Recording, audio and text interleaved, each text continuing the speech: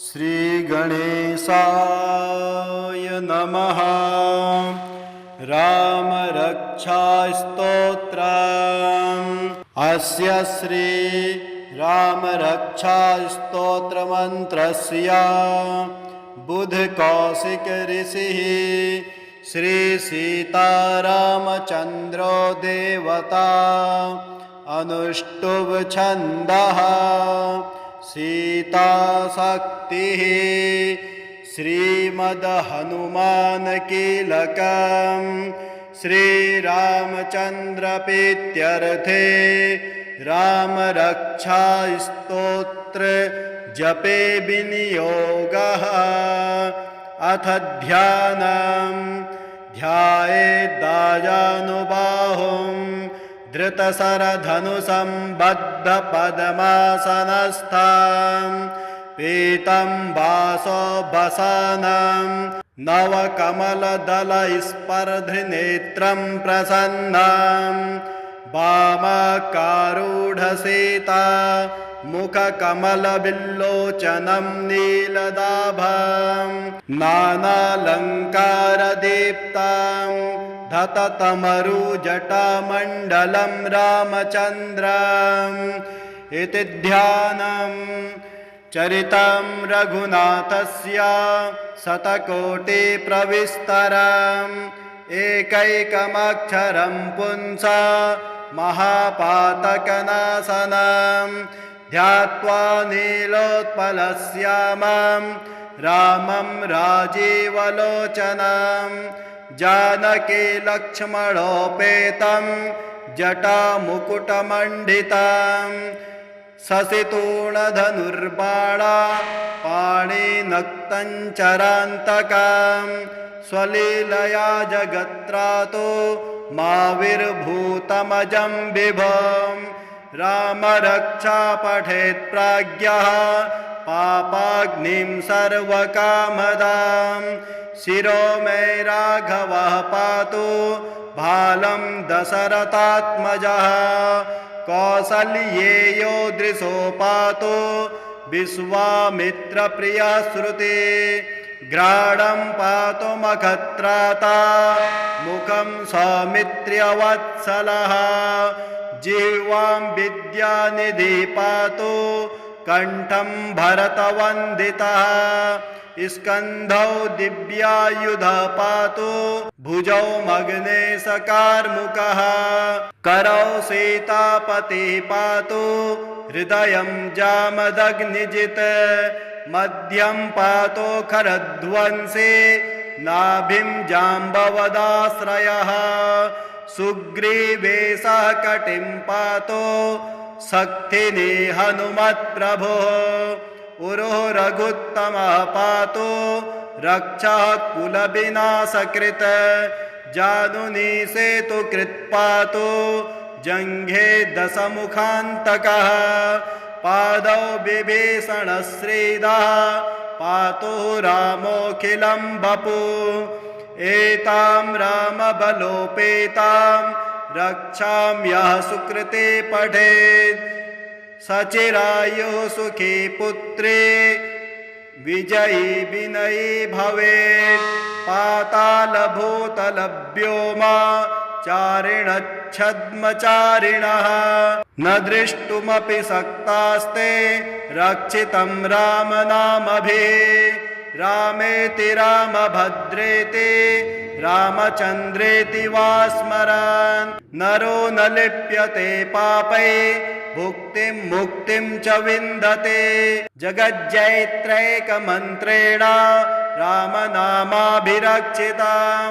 यः कण्ठे धारयेत् तस्य करस्थाः सर्वसिद्धयः वज्रपञ्जरनामेदं यो रामकवचं स्मरेत् अव्याहताज्ञा सर्वत्र लभते जयमङ्गलम् आदिष्टवान् यथा स्वप्ने रामरक्षामिमां हरः तथा लिखितवान् प्रातः प्रबुद्धो बुधकौशिकः आरामः कल्पवृक्षाणां विरामः सकलापदाम् अभिरामस्त्रिलोकानां रामः श्रीमानसनः प्रभु तरुणौ रूपसम्पन्नौ सुकुमारौ महाबलौ पुण्डरीकविशालाक्षौ चिरकृष्णाजिनाम्बरौ फलमूलासिनौ दान्तौ तापसौ ब्रह्मचारिणौ पुत्रौ दशरथस्यैतौ भ्रातरौ रामलक्ष्मणौ शरण्यौ सर्वसत्त्वानां श्रेष्ठौ सर्वधनुस्तमां रक्षाकुलनिहन्तारौ त्रायेतां यो रघुत्तमौ आतसञ्जनधनुषा विपुस्पृशा वक्षया शुगनिसङ्गसङ्गिनौ रक्षणाय मम रामलक्ष्मणावग्रतः पति सदैव गच्छताम् सन्निधा कवचे खड्गे चापबाणधरो युधा गच्छन् मनोरथोऽस्माकं रामः पातु सलक्ष्मणः रामो दशरथे शूरो लक्ष्मणानुचरो बले काकुत्स्था पुरुषः पूर्णा कौसल्येयो रघुत्तमः वेदान्तवेद्यो यज्ञेशः पुराणपुरुषोत्तमः जानकी वल्लभः श्रीमान् अप्रमेय पराक्रमः इत्येतानि जपत् नित्यं मद्भक्ता श्रद्धयान्वितः अश्वमेधादिकं पुण्यं सम्प्राप्नोति न संशयः रामं दुर्वादलश्यामं पद्माक्षं पीतवाससं स्तुवन्ति नामभिर्दिव्यै न ते संसारिणो नराः रामं लक्ष्मणं पूर्वजं रघुवरं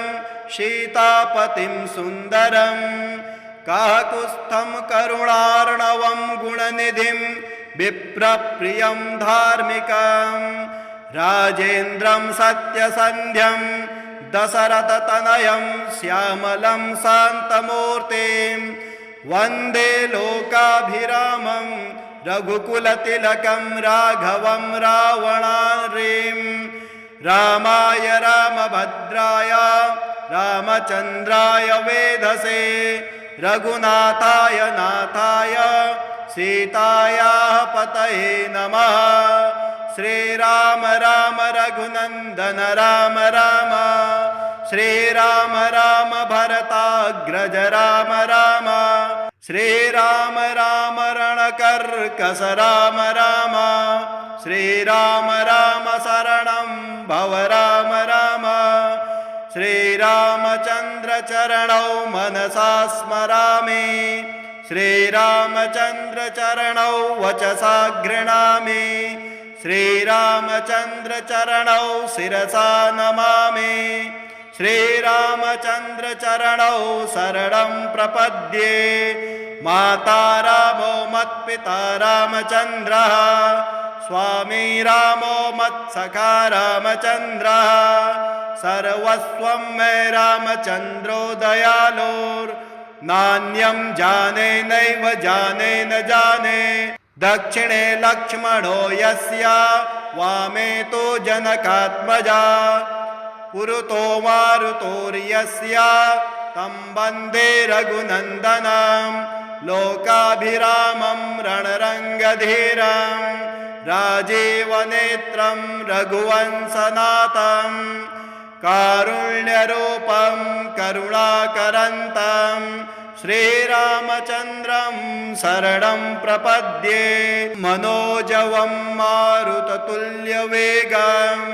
जितेन्द्रियं बुद्धिमतां वरिष्ठं वातात्मजं वानरयोत्तमुख्यं श्रीरामदूतं शरणं प्रपद्ये कूजन्तं राम रामेति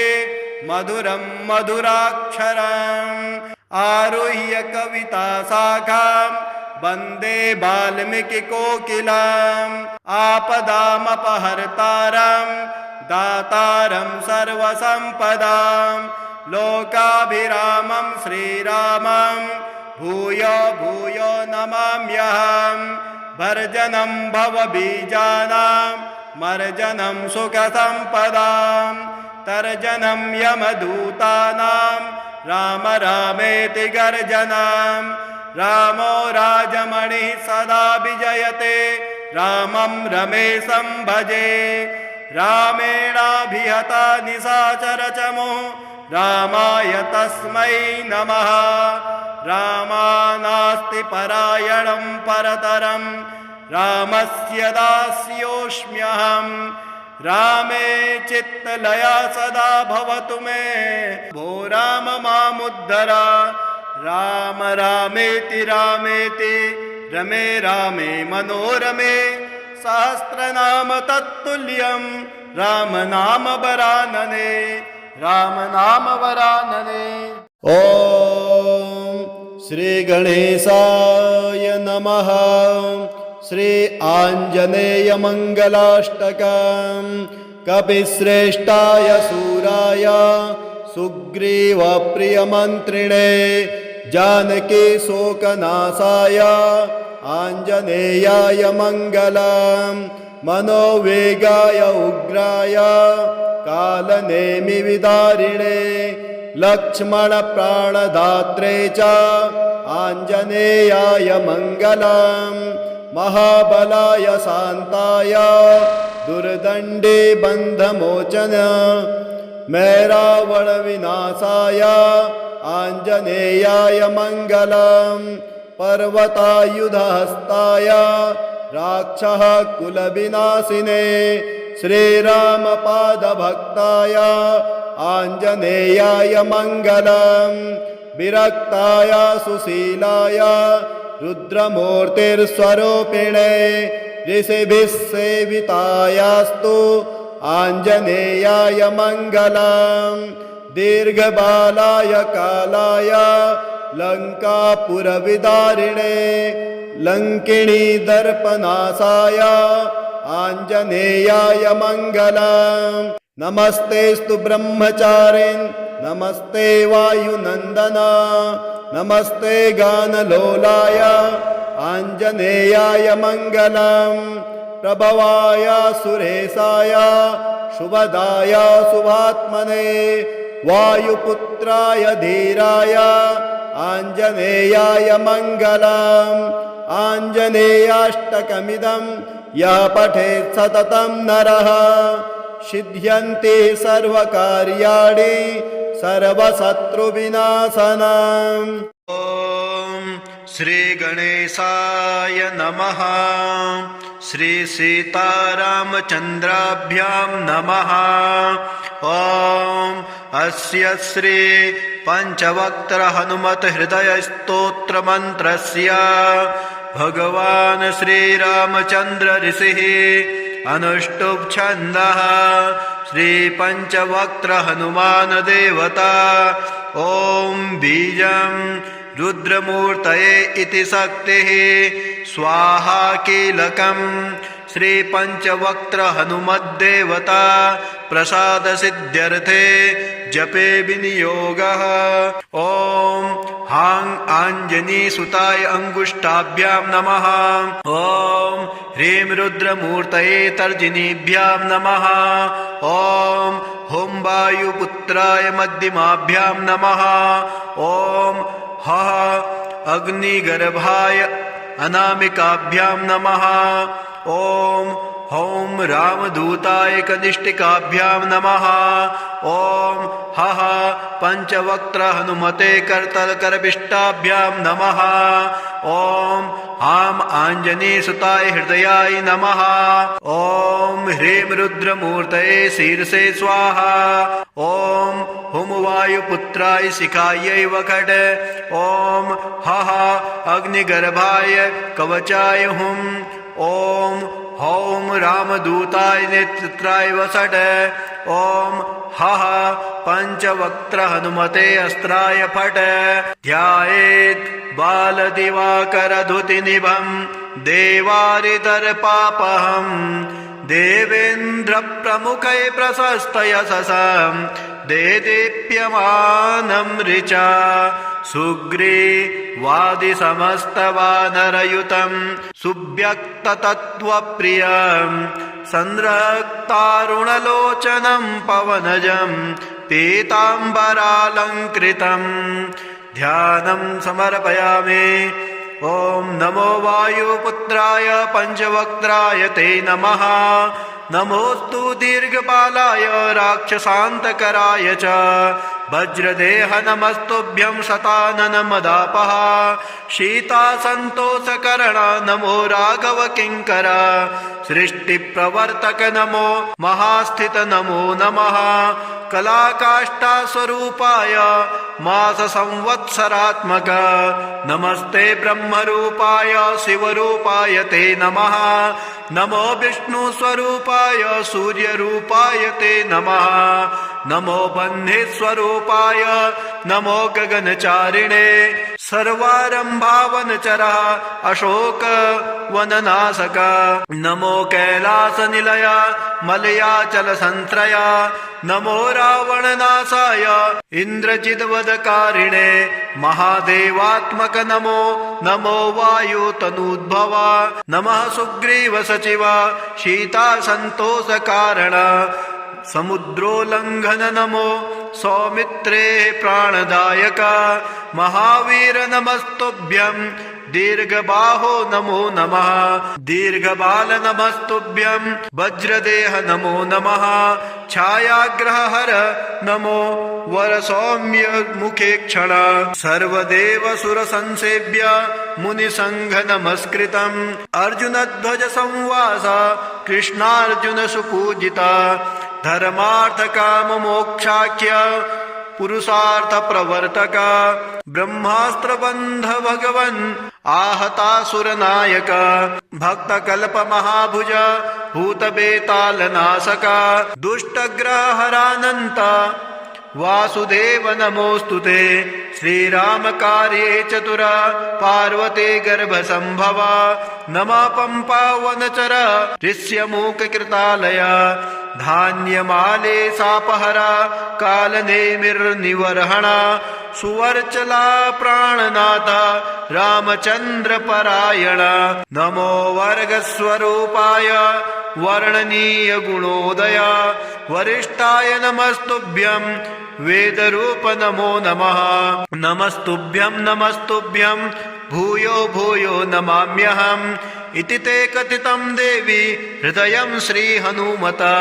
सर्वसम्पत्करं पुण्यं सर्वसौख्यविवर्धनं दुष्टभूतग्रहरं क्षयापस्मारनाशनं यस्त्वात्मनियमो भक्त्या वायुसूनो सुमङ्गलं हृदयं पठते नित्यं स ब्रह्मसदृशो भवेत् अजप्तं हृदयं य इदं मन्त्रं जपति मानवाः सदुःखं शीघ्रमाप्नोति मन्त्रसिद्धिर्न जायते सत्यं सत्यं पुनः सत्यं मन्त्रसिद्धिर्करं परम् इत्थं च कथितं पूर्वं साम्बेन स्वप्रियां प्रति महर्षिर्गौतमात् पूर्वं मया प्राप्तमिदं मुने तन्मया प्रहितं सर्व शिष्यवात्सल्यकारणात्। ॐ श्रीगणेशाय नमः। मारुतिकवचम् ॐ नमो भगवते विचित्रवीर हनुमते प्रलयकालानलप्रभा प्रज्वलनाय प्रतापवज्रदेहाय अञ्जनागर्भसम्भूताय प्रकटविक्रमवीर दैत्यदानव यक्ष रक्षो गणग्रहबन्धनाय भूतग्रहबन्धनाय प्रेतग्रहबन्धनाय पिशाचग्रहबन्धनाय साकिनी डाकिनी ग्रहबन्धनाय काकिनी कामिनी ग्रहबन्धनाय ब्रह्मग्रहबन्धनाय ब्रह्मराक्षसग्रहबन्धनाय चौरग्रहबन्धनाय मारीग्रहबन्धनाय एहि आगच्छ आगच्छ आवेशय आवेशय मम हृदय प्रवेशय प्रवेशय स्फुर स्फुर प्रस्फुर प्रस्फुर सत्यम कथ्य व्याघ्रमुख बंधन सर्पमुख बंधन राजमुख बंधन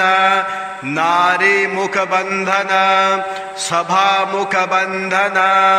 शत्रुमुख बंधन सर्व मुख बंधन लंका प्रसाद भंजन अमुक में वशमानय क्लीं क्लीं क्लीं ह्रीं श्रीं श्रीं राजानं वशमानय श्रीं ह्रीं क्लीं स्त्री आकर्षय आकर्षय शत्रुन मर्दय मर्दय मारय मारय चूर्णय चूर्णय खे खे श्रीरामचन्द्राज्ञा मम कार्यसिद्धिं कुरु कुरु। ॐ ह्रां ह्रीं ह्रूं ह्रैं हौं हौं हः फट् स्वाहा विचित्रवीर हनुमान मम सर्वशत्रुन् भस्मी कुरु कुरु। हन हन हुं फट् स्वाहा। श्री गणेशाय नमः। राम रक्षा स्तोत्रम्। अस्य श्री राम रक्षा स्तोत्र मंत्रस्य बुध कौशिक ऋषिः श्री सीतारामचन्द्रो देवता अनुष्टुभ छन्दः सीता शक्तिः श्रीमद् हनुमान कीलकं श्रीरामचन्द्र प्रीत्यर्थे राम रक्षा स्तोत्र जपे विनियोगः। अथ ध्यानं ध्यायेद्दाजानुबाहुं धृतशरधनुषं बद्धपद्मासनस्थं पीतं वासोऽवसानं नवकमलदलस्पर्धनेत्रं प्रसन्नं वामाकारूढसीता मुखकमलविल्लोचनं नीलदाभं नानालङ्कारदीप्तं धततमरुजटामण्डलं रामचन्द्रम् इति ध्यानं चरितं रघुनाथस्य शतकोटिप्रविस्तरम् एकैकमक्षरं पुंसा महापातकनाशनं ध्यात्वा नीलोत्पलश्यामं रामं राजीवलोचनं जानकी लक्ष्मणोपेतं जटामुकुटमण्डितं शशितूणधनुर्बाणा पाणिनक्तञ्चरान्तकं स्वलीलया जगत्रातो माविर्भूतमजं विभुं राम रक्षा पठेत् प्राज्ञः पापाग्निं सर्वकामदां शिरो मे राघवः पातु भालं दशरथात्मजः कौसल्येयो दृशो पातु विश्वामित्रप्रिया श्रुति ग्राणं पातु मखत्राता मुखं सौमित्र्यवत्सलः जिह्वां विद्यानिधि पातु कंठं भरतवन्दितः स्कन्धौ दिव्यायुधः पातु भुजौ मग्नेशकार्मुकः करौ सीतापतिः पातु हृदयं जामदग्निजित् मध्यं पातु खरध्वंसी नाभिं जाम्बवदाश्रयः सुग्रीवेशः कटिं पातु शक्तिनी हनुमत्प्रभुः उरुः रघुत्तमः पातु रक्षः कुलविनाशकृत् जानुनी सेतु कृत्पातो जङ्घे दशमुखान्तकः पादौ विभीषणश्रीदः पातु रामोऽखिलं वपु एतां रामबलोपेतां रक्षाम्यः सुकृते पठेत् सचिरायुः सुखी पुत्रे विजयी विनयी भवेत् पातालभूतलव्योमा चारिणच्छद्मचारिणः न दृष्टुमपि शक्तास्ते रक्षितं रामनामभिः रामेति रामभद्रेति रामचन्द्रेति वा स्मरन् नरो न लिप्यते पापै भुक्तिं मुक्तिं च विन्दते जगज्जैत्रैकमन्त्रेण रामनामाभिरक्षितां यः कण्ठे धारयेत् तस्य करस्थाः सर्वसिद्धयः वज्रपञ्जरनामेदं यो रामकवचं स्मरेत् अव्याहताज्ञा सर्वत्र लभते जयमङ्गलम् आदिष्टवान् यथा स्वप्ने रामरक्षामिमां हरः तथा लिखितवान् प्रातः प्रबुद्धो बुधकौशिकः आरामः कल्पवृक्षाणां विरामः सकलापदाम् अभिरामस्त्रिलोकानां रामः श्रीमानसनः प्रभु तरुणौ रूपसम्पन्नौ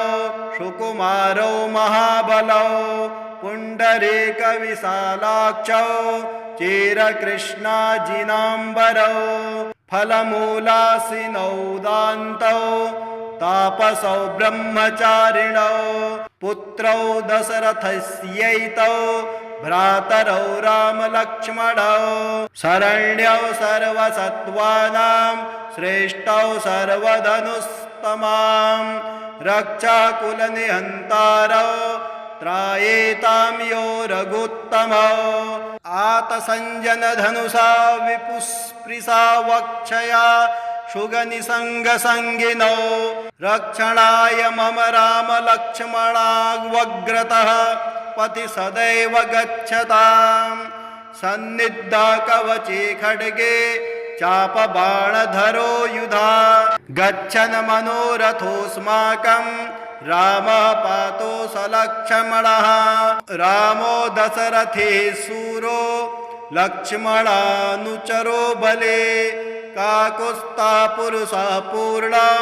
कौसल्येयो रघुत्तमः वेदान्तवेद्यो यज्ञेशः पुराणपुरुषोत्तमः जानकी वल्लभः श्रीमान् अप्रमेयपराक्रमः इत्येतानि जपत् नित्यं मद्भक्ता श्रद्धयान्वितः अश्वमेधादिकं पुण्यं सम्प्राप्नोति न संशयः रामं दुर्वादलश्यामं पद्माक्षं पीतवाससं स्तुवन्ति नामभिर्दिव्यै न ते संसारिणो नराः रामं लक्ष्मणं पूर्वजं रघुवरं सीतापतिं सुन्दरं काकुत्स्थं करुणार्णवं गुणनिधिं विप्रप्रियं धार्मिकं राजेन्द्रं सत्यसन्ध्यं दशरथतनयं श्यामलं शान्तमूर्तिं वन्दे लोकाभिरामं रघुकुलतिलकं राघवं रावणारिं रामाय रामभद्राय रामचन्द्राय वेधसे रघुनाथाय नाथाय सीतायाः पतये नमः श्रीराम राम रघुनन्दन राम राम श्रीराम राम भरताग्रज राम राम श्रीराम राम रणकर्कश राम राम श्रीराम राम शरणं भव राम राम श्रीरामचन्द्र चरणौ मनसा स्मरामि श्रीरामचन्द्र चरणौ वचसा गृह्णामि श्रीरामचन्द्र चरणौ शिरसा नमामि श्रीरामचन्द्र चरणौ शरणं प्रपद्ये माता रामो मत्पिता रामचन्द्रः स्वामी रामो मत्सखा रामचन्द्रः सर्वस्वं मे रामचन्द्रो दयालुर्नान्यं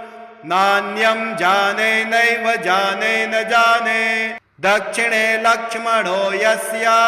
वामे तु जनकात्मजा पुरतो मारुतोर्यस्य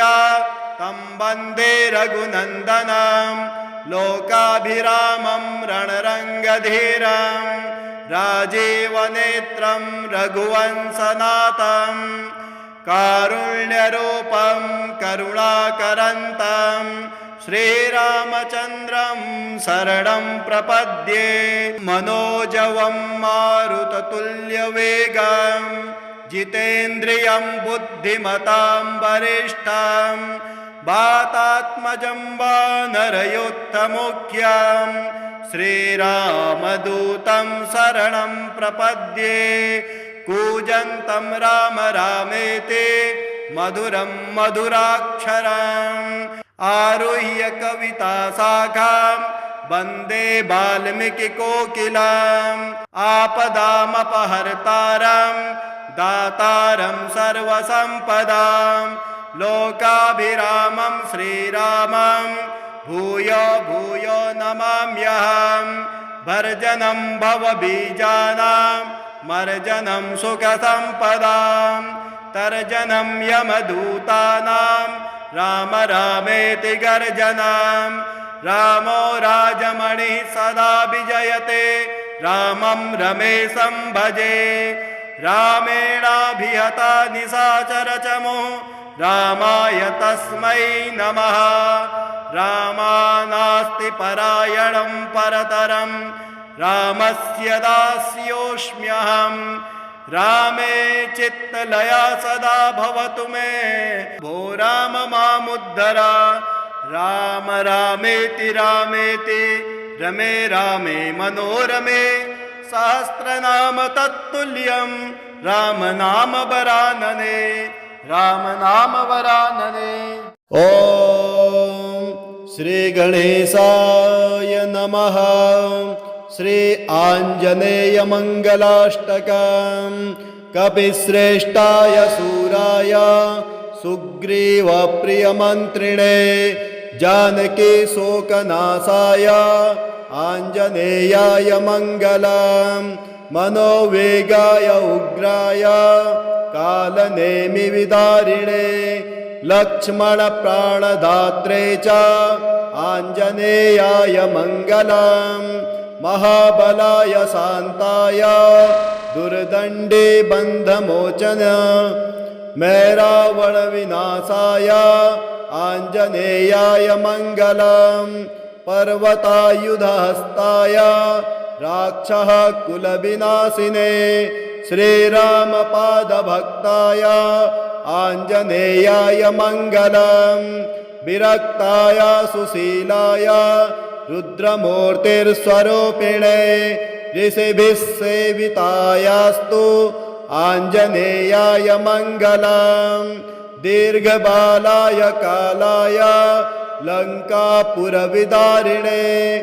लङ्किणी दर्पनाशाय आञ्जनेयाय मङ्गलम् नमस्तेस्तु ब्रह्मचारिन् नमस्ते वायुनन्दन नमस्ते गानलोलाय आञ्जनेयाय मङ्गलम् प्रभवाय सुरेशाय शुभदाय शुभात्मने वायुपुत्राय धीराय आञ्जनेयाय मङ्गलम् आञ्जनेयाष्टकमिदं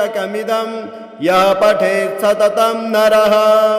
सिद्ध्यन्ति सर्वकार्याणि सर्वशत्रुविनाशनम्। ॐ श्री गणेशाय नमः। श्री सीतारामचन्द्राभ्यां नमः। ॐ अस्य श्री पञ्चवक्त्र हनुमत हृदय स्तोत्र मन्त्रस्य भगवान् श्रीरामचन्द्र ऋषिः अनुष्टुप् छन्दः श्री पञ्चवक्त्र हनुमान देवता ॐ बीजं रुद्रमूर्तये इति शक्तिः स्वाहा कीलकं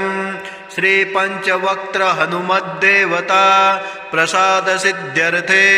जपे विनियोगः ॐ हां आञ्जनीसुताय अंगुष्ठाभ्यां नमः ॐ ह्रीं रुद्रमूर्तये तर्जनीभ्यां नमः ॐ हुं वायुपुत्राय मध्यमाभ्यां नमः ॐ हः अग्निगर्भाय अनामिकाभ्यां नमः ॐ हौं रामदूताय कनिष्ठिकाभ्यां नमः ॐ हः पञ्चवक्त्र हनुमते करतलकरपिष्टाभ्यां नमः ॐ हां आञ्जनेयसुताय हृदयाय नमः ॐ ह्रीं रुद्रमूर्तये शीर्षे स्वाहा ॐ हुं वायुपुत्राय शिखायै वखट ॐ हः अग्निगर्भाय कवचाय हुं ॐ हौं रामदूताय नेत्राय वसट ॐ हः पञ्चवक्त्र हनुमते अस्त्राय फट ध्यायेत् बालदिवाकरधुतिनिभं देवारितर्पापहं देवेन्द्रप्रमुखै प्रशस्तयशसं देदीप्यमानं ऋचा सुग्रीवादिसमस्तवानरयुतं सुव्यक्ततत्त्वप्रियं संरक्तारुणलोचनं पवनजं पीताम्बरालङ्कृतं ध्यानं समर्पयामि ॐ नमो वायुपुत्राय पञ्चवक्त्राय ते नमः नमोस्तु दीर्घपालाय राक्षसान्तकराय च वज्रदेह नमस्तुभ्यं शतानन मदापः शीतासन्तोषकरण नमो राघव किङ्कर सृष्टिप्रवर्तक नमो महास्थित नमो नमः कलाकाष्ठास्वरूपाय माससंवत्सरात्मक नमस्ते ब्रह्मरूपाय शिवरूपाय ते नमः नमो विष्णुस्वरूपाय सूर्यरूपाय ते नमः नमो बन्धिस्वरूपाय नमो गगनचारिणे सर्वारम्भावनचरः अशोकवननाशक नमो कैलासनिलय मलयाचलसन्त्रय नमो रावणनाशाय इन्द्रजिद्वदकारिणे महादेवात्मक नमो नमो वायुतनूद्भव नमः सुग्रीव सचिव शीतासन्तोषकारण समुद्रोल्लङ्घन नमो सौमित्रे प्राणदायक महावीर नमस्तुभ्यं दीर्घबाहो नमो नमः दीर्घबाल नमस्तुभ्यं वज्रदेह नमो नमः छायाग्रहहर नमो वरसौम्य मुखे क्षण सर्वदेव सुरसंसेव्य मुनिसंघ नमस्कृतम् अर्जुनध्वज संवास कृष्णार्जुन सुपूजिता धर्मार्थ काम मोक्षाख्य पुरुषार्थ प्रवर्तक ब्रह्मास्त्रबन्ध भगवन्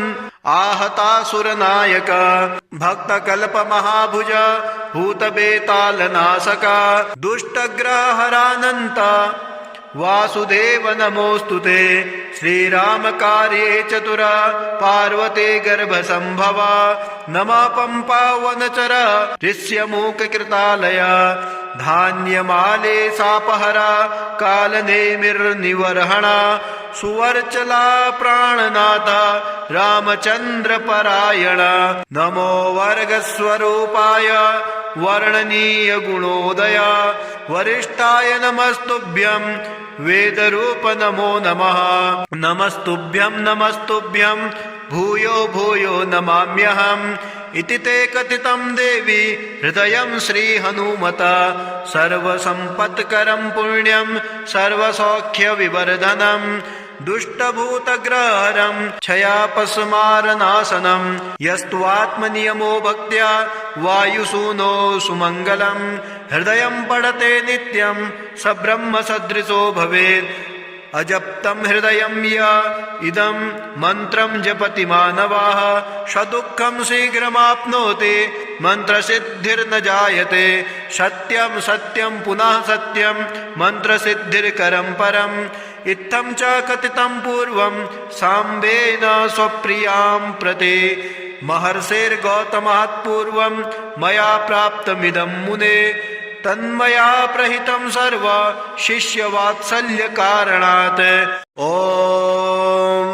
श्रीगणेशाय नमः। मारुतिकवचम्।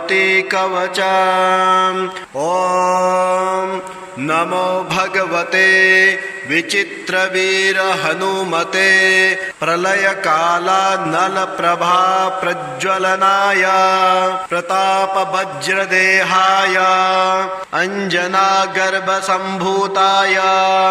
प्रकटविक्रमवीर दैत्यदानव यक्ष रक्षोगणग्रहबन्धनाय भूतग्रहबन्धनाय प्रेतग्रहबन्धनाय पिशाचग्रहबन्धनाय साकिनी डाकिनी ग्रहबन्धनाय काकिनी कामिनी ग्रहबन्धनाय ब्रह्मग्रहबन्धनाय ब्रह्मराक्षसग्रहबन्धनाय चौरग्रहबन्धनाय मारीग्रहबन्धनाय एहि एहि आगच्छ आगच्छ आवेशय आवेशय मम हृदय प्रवेशय प्रवेशय स्फुर स्फुर प्रस्फुर प्रस्फुर सत्यम कथ्य व्याघ्रमुखबन्धन सर्पमुखबन्धन राजमुखबन्धन नारीमुखबन्धन सभामुखबन्धन शत्रुमुखबन्धन सर्वमुखबन्धन लङ्काप्रसाद भञ्जन अमुकमय वशमानय क्लीं क्लीं क्लीं ह्रीं श्रीं श्रीं राजानं वशमानय श्रीं ह्रीं क्लीं स्त्री आकर्षय आकर्षय शत्रुन् मर्दय मर्दय मारय मारय चूर्णय चूर्णय खे खे श्रीरामचन्द्राज्ञा मम कार्यसिद्धिं कुरु कुरु। ॐ ह्रां ह्रीं ह्रूं ह्रैं हौ हौ हः फट् स्वाहा। विचित्रवीर हनुमान् मम सर्वशत्रुन् भस्मीकुरु कुरु। हन हन हुं फट् स्वाहा। ॐ श्रीगणेशाय नमः। मारुतिकवचम्। ॐ नमो भगवते विचित्रवीर हनुमते प्रलयकालानलप्रभा प्रज्वलनाय प्रतापवज्रदेहाय अञ्जनागर्भसम्भूताय प्रकटविक्रमवीर दैत्यदानव यक्ष रक्षोगणग्रहबन्धनाय भूतग्रहबन्धनाय प्रेतग्रहबन्धनाय पिशाचग्रहबन्धनाय साकिनी डाकिनी ग्रहबन्धनाय काकिनी कामिनी ग्रहबन्धनाय ब्रह्मग्रहबन्धनाय ब्रह्मराक्षसग्रहबन्धनाय चौरग्रहबन्धनाय मारीग्रहबन्धनाय एहि एहि आगच्छ आगच्छ आवेशय आवेशय मम हृदय प्रवेशय प्रवेशय स्फुर स्फुर प्रस्फुर प्रस्फुर सत्यम कथ्य व्याघ्रमुखबन्धन सर्पमुखबन्धन राजमुखबन्धन नारीमुखबन्धन सभामुखबन्धन शत्रुमुखबन्धन सर्वमुखबन्धन लङ्काप्रसाद भञ्जन अमुकमय वशमानय क्लीं क्लीं क्लीं ह्रीं श्रीं श्रीं राजानं वशमानय श्रीं ह्रीं क्लीं स्त्री आकर्षय आकर्षय शत्रुन मर्दय मर्दय मारय मारय चूर्णय चूर्णय खे खे श्रीरामचन्द्राज्ञा मम कार्यसिद्धिं कुरु कुरु ॐ ह्रां ह्रीं ह्रूं ह्रैं हौं हौं हः फट् स्वाहा विचित्रवीर हनुमान मम सर्वशत्रुन् भस्मीकुरु कुरु हन हन हुं फट् स्वाहा।